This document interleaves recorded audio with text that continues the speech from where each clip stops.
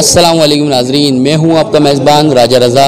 आप देख रहे हैं आज न्यूज़। नाजरीन, आज हम मौजूद हैं लांडीर मिल एरिया दरबार हक्कानी पर, और आज हमारे साथ मौजूद हैं इस दरबार के एक खलीफा। तो आइए इनसे बात करते हैं। अस्सलाम वालेकुम। मेरा नाम अब्दुल मजीद हक्कानी है। मैं दरबार हक्कानी में इस वक्त मौजूद हूँ। ये जिस वक्त मज़ार शरीफ के पास खड़ा हूँ, ये मज़ार हमारे मुर्शिद करीम हज़रत सैयद पीर मीर अज़ीज़ुल्लाह हक्कानी रहमतुल्लाह अलैह का है। हज़रत सैयद पीर मीर अज़ीज़ुल्लाह हक्कानी रहमतुल्लाह अलैह सन 1957 में यहाँ दरबार हक्कानी तशरीफ़ लाए, जहाँ पर ये एक पहाड़ बना हुआ था और एक गार बना हुआ था। छोटी सी एक कोयले की कान के लिए छोटा सा एक गड्ढा खोद के रखा था, जो जिसके अंदर से कोयला नहीं निकला था, तो वो जगह मौजूद थी। तो बाबा साहब वहाँ पर तशरीफ़ लाए। कश्मीर से बाबा साहब का ताल्लुक़ है, कश्मीर से फिर पाकिस्तान है। पाकिस्तान के अंदर इस जगह को अल्लाह पाक ने उनको ख्वाब में बताया कि ये जगह आपको जाना है। तो 16 साल की उम्र में आपका एक वाक़या बताया जाता है आपकी वालदा के थ्रू कि 16 साल की उम्र में बाबा साहब एक कमाल के बुज़ुर्ग होंगे। तो ये हुआ कि बाबा साहब 1957 में पाकिस्तान तशरीफ़ लाए। कश्मीर से इनका ताल्लुक़ था, आज़ाद कश्मीर से। फिर ये पाकिस्तान तशरीफ़ लाए तो यहाँ पर एक पहाड़ इनको जो ख्वाब के अंदर दिखाया गया, उस पहाड़ की तलाश की तो यहाँ पहुँचे। अल्लाह पाक ने उनको यहाँ ये जो मकाम दिखाया, जिस जगह मस्जिद तामीर है, अभी कुछ देर पहले आपने मस्जिद की कवरेज की थी, जिस जगह मस्जिद तामीर है वहाँ पर नबी करीम सल्लल्लाहु अलैहि वसल्लम ने आपको हमारे मुर्शिद करीम हज़रत सैयद पीर मीर अज़ीज़ुल्लाह हक्कानी रहमतुल्लाह अलैह को रूहानी बेत फरमाई और सिलसिला हुजूरिया अता फरमाया। ये जगह पर बाबा साहब अपनी इबादत के अंदर मशगूल हुआ करते थे। ये वो जगह है कि इसके पीछे दरबार हक्कानी के पीछे रेरी गोट कहलाता है। रेरी गोट एक पुरानी मछेरों की बस्ती है। रेरी गोट एक पुरानी मछेरों की बस्ती है। मछेरों की बस्ती की वजह से इस जगह को रेरी गोट के नाम से ही पहचाना जाता है। इसके करीब से रोड गुजरता है, तो रेरी रोड के हवाले से कहा जाता है। रेरी गोट के रोड पर मज़ार है, दरबार हक्कानी दरबार है। वहाँ पर हज़रत सैयद पीर अज़ीज़ुल्लाह हक्कानी रहमतुल्लाह अलैह का मज़ार शरीफ है। आप यहाँ अपनी इबादत के अंदर मशगूल रहे तो यहाँ से गुजरने वाले लोग आपको देखते रहे कि नौजवान अल्लाह की इबादत के अंदर मशगूल है। तो चुनाता लोग परेशान होकर जो अपनी हाजतों के थे बाबा साहब के पास आने लगे, तो बाबा साहब उनके लिए दुआ का फरमाते थे, उनके मामलात हल हो जाते थे। फिर आहिस्ता आहिस्ता एक लोगों का हुजूम लगने लगा बाबा साहब का। फिर बाबा साहब ने दीनी वर्क शुरू कर दिया, दीन के लिए काम करना शुरू कर दिया। जिसके मामलात के अंदर उस वक्त जनरल ज़िया साहब भी इनके पास तशरीफ़ लाए थे, और उस वक्त के वज़ीर तालीम दूर मोहम्मद दोस्तों साहब भी बाबा साहब के साथ बैठा हुआ करते थे। क्योंकि एक लोगों का जब राब्ता बढ़ा तो लोगों ने वज़ीर तालीम को भी बाबा साहब से मुलाकात करवाई, उस वक्त के एक जनरल को भी बाबा साहब से मुलाकात करवाई। तो वो इस तरह की हस्तियाँ भी, इस तरह के ओहदेदार, सियासी समाजी रहनुमा भी यहाँ पर दरबार शरीफ आते रहे। हज़रत ये अपना शाह तराबुल हक कादरी साहब का भी बाबा साहब के पास आना जाना था।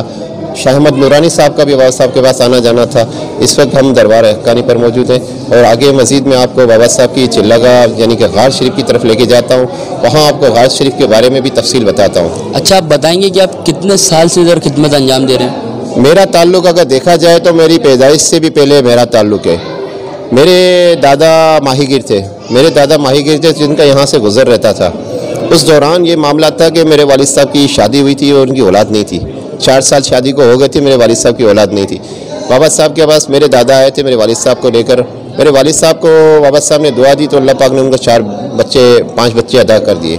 4 भाई और एक बहन हमें। तो उस अरसे से आना रहा वो बचपन था, लेकिन बाबा साहब के हयात जारी में तो कम ही मेरा आना जाना रहा। लेकिन बाबा साहब के पर्दा फरमाने के बाद जब मैं यहाँ पहुँचा, हमारी यहाँ पर मुलाकात साहिबजादी साहिबा बीबी हाजरा हक्कानी उनसे मुलाकात हुई। बीबी हाजरा जो इस वक्त दरबार हक्कानी की गद्दी नशीन है, उनसे मुलाकात हुई। फिर उन्होंने कहा इस दरबार के मामलात में आप शामिल हो जाएं।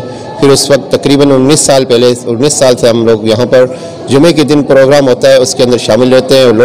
लोगों की यहाँ पर खिदमत करते हैं, जो दूर दराज इलाकों से यहाँ पर दरबार हक्कानी में हाजिर होते हैं लोग अपने मामलात के लिए, तो उनकी हम यहाँ पर खिदमत करते हैं, यानी खादिम है उस वक्त जुमे की। अच्छा, आप बताएंगे कि कहाँ से यहाँ पे लोग आते हैं? बाबा साहब के पास यूँ अगर देखा जाए तो मैं समझता हूँ पूरी दुनिया से, लेकिन ऐसे चंद ममालिक है जिसके मुझे नाम याद है। यूके हो गया, बांग्लादेश हो गया, दुबई हो गया, वहाँ से भी काफ़ी लोग यहाँ पर आए हैं। मुल्क पाकिस्तान के तो कोने कोने से लोग यहाँ पर आए हैं। यहाँ से कश्मीर के बाबा साहब के खलीफा मौजूद हैं, सवात में बाबा साहब के खलीफा मौजूद हैं। इतने जय्यद खलीफा हैं कि कुछ खलीफा पर्दा विसाल फरमा गए, उनके भी मज़ारात तामीर हो गए हैं। बाबा साहब के खुलफाओं के भी मज़ारात तामीर हो गए और उन पर भी लोग जाया करते हैं माशाल्लाह। साईं नूर साहब लाहौर से ताल्लुक़ है और इस तरह बहुत से, यानी कि भावलपुर, इस तरह बहुत सी जगहें पंजाब की और अपना कश्मीर की, सवात की, बाबा साहब के वहाँ पर मुरीदीन और खुलफा मौजूद हैं। जी नाज़रीन, आइए तो आपको गार शरीफ दिखाते हैं।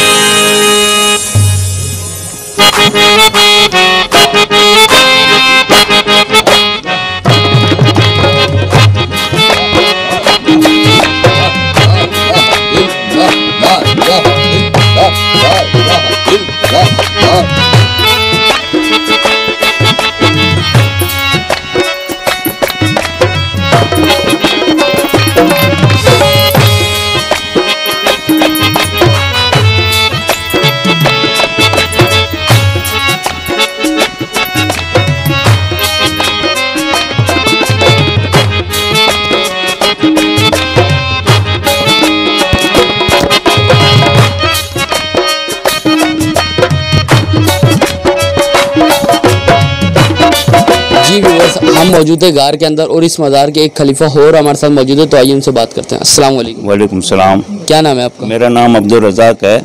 आप बताएंगे इस मज़ार में आप कितने साल से? तकरीबन 18 साल से मैं इधर हूँ, इस दरबार की खिदमत कर रहे हैं हम।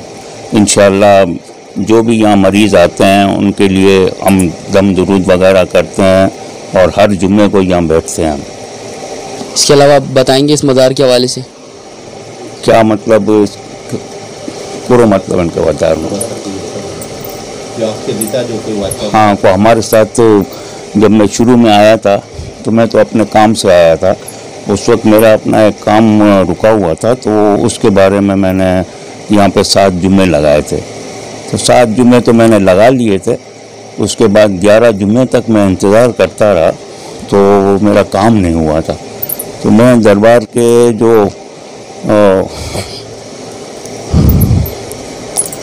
उनके सामने मैं बैठ गया जिद करके, तो मेरा काम क्यों नहीं हो रहा।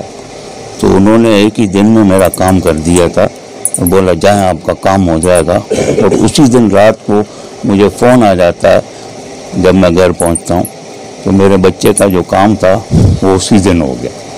तो उस वजह से मैं उस वक्त से जो है ना, फिर मैंने ये हज़रत साहब की, लेकिन उन पे पूरा करने जाए तो एक किताब छपती है और किताब की मोहब्बत थी और हज़रत साहब के अंदर इश्क कूट कूट कर भरा हुआ था हजूर पाक सल्लल्लाहु अलैहि वसल्लम का, और अल्लाह की मोहब्बत भरी हुई थी। दुनियादारी में खत्म हुआ कि नहीं, अकेले नहीं, अब दुनिया में जाओ, तबलीग करो। और हज़रत साहब ने कई तारीखें बनाई हैं पाकिस्तान के लिए। और जनरल ज़िया, सदर सरदार आज़ाद कश्मीर के सरदार अब्दुल कयूम, अपना जुल्फ़िकार अली भुट्टो की बहन, उनके वकील, ये सब यहाँ पे हाज़िरी उन्होंने दी और आपने मतलब किए हैं। गुल अहमद मिल, अलकरम मिल, इनके सेठ आए पैसे लेके, लेकिन पैसों को हज़रत साहब ने बिल्कुल धक्का दिया। यहाँ पे पूरी उनकी ज़िंदगी में 2 मज़दूर 1 मिस्त्री काम करता रहा है। और जब जलाल में आते थे किसी हुकूमत को तोड़ना है, तो यहाँ पे लंटर का बना हुआ था माइयों का कमरा, जहाँ पे माइयाँ बैठती थी। तो हज़रत साहब ने वो कमरे का एक पिलर जो है वो तोड़वा दिया। जैसे तोड़वाया, कहने लगे नवाज शरीफ की कुर्सी की एक टांग मैंने तोड़ दी है, बाकी खुदा तोड़ देगा। रूस के टुकड़े हुए हैं, तो उस रूस के टुकड़े होने से पहले हज़रत साहब ने कहा कि इंशाअल्लाह रूस के टुकड़े टुकड़े हो जाएंगे, पाश हो जाएगा। रूस शिकस्त खा गया अफगानिस्तान से। और कई ऐसे मौके हैं इस बात के।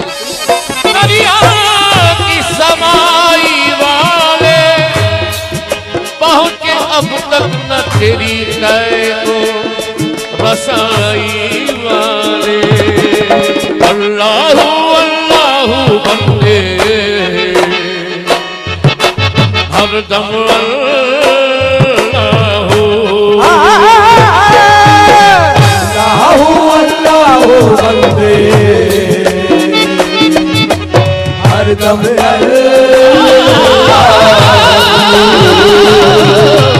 अल्लाहु अल्लाहु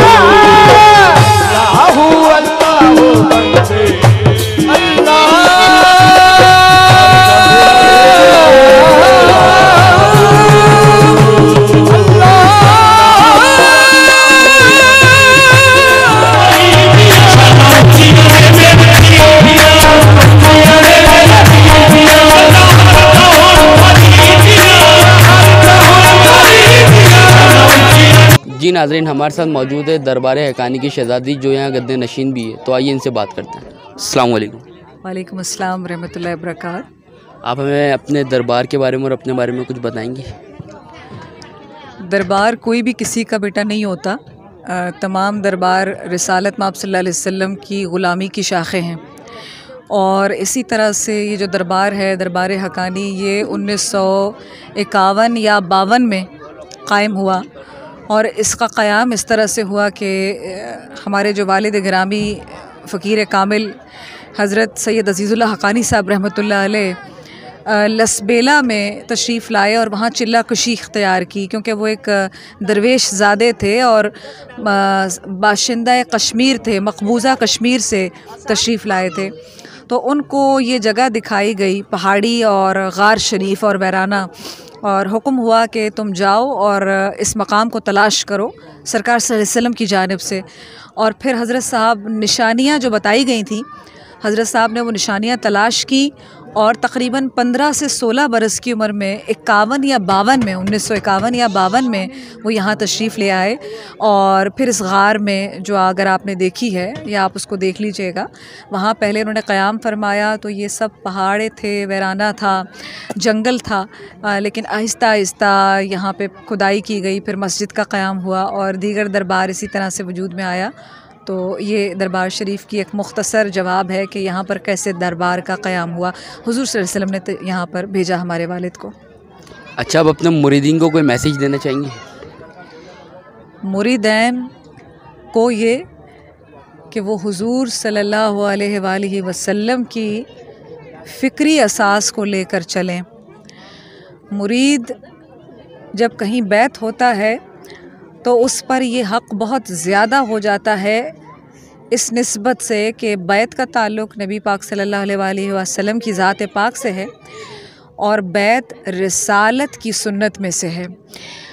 बैत होने वाला अपने माल जान तन मन धन से हुज़ूर सल्लल्लाहु अलैहि वसल्लम का ग़ुलाम है, ताबे है। चाहे वो दुनिया में आने वाली जितनी भी दौर में फ़कीर होंगे, हर फ़कीर हुज़ूर का ग़ुलाम और ताबे है। इस तरह हर फ़कीर का, मुर्शिद का, मुरीद हुज़ूर का ग़ुलाम और ताबे है। और उसकी ये ड्यूटी है कि वो किसी भी तरीके से हुज़ूर सल्लल्लाहु अलैहि वसल्लम की खिदमत के लिए ख़ुद को कमरबस्ता रखे और अल्लाह पाक की ज़ात का इदराक और तौहीद की हकीकत को पहचानना और समझना ये रिसालत माब सल्लल्लाहु अलैहि वसल्लम के ज़रिए से करे, डायरेक्ट ना करे। डायरेक्ट अगर अल्लाह को समझने की कोशिश की तो अल्लाह पाक की ज़ात की फ़हम किसी इंसान में नहीं कि वो खुदा पाक की पहचान या उसका इरफान हासिल करे। हम अपने मुरीदैन नहीं, तमाम मेरे आका सल्लल्लाहु अलैहि वसल्लम की उम्मत को यही पैगाम देंगे, बल्कि जो हुज़ूर की उम्मत में नहीं है बल्कि कुफ़ार में है, अभी साहिब ईमान नहीं है, हम उनसे दरख्वास्त करेंगे कि हुज़ूर सल्लल्लाहु अलैहि वसल्लम को थाम लीजिए, हुज़ूर सल्लल्लाहु अलैहि वसल्लम का दीदार कीजिए, हुज़ूर अलैहिस्सलाम का के अफ़कार का मुताला कीजिए। आप उस जगह पहुँच जाएंगे जिस जगह के लिए आप दुनिया में आए हैं। आपकी दुनिया में आमद और आपकी पैदाइश का हक़ दोनों अदा हो जाएंगे इंशाअल्लाह, हुज़ूर की ग़ुलामी इख्तियार की। इसी के साथ मैं चाहूँगा आपसे इजाज़त। कैमरामैन ज़ुबैर बाबा के साथ मैं राजा रज़ा, आंच न्यूज़, कराची।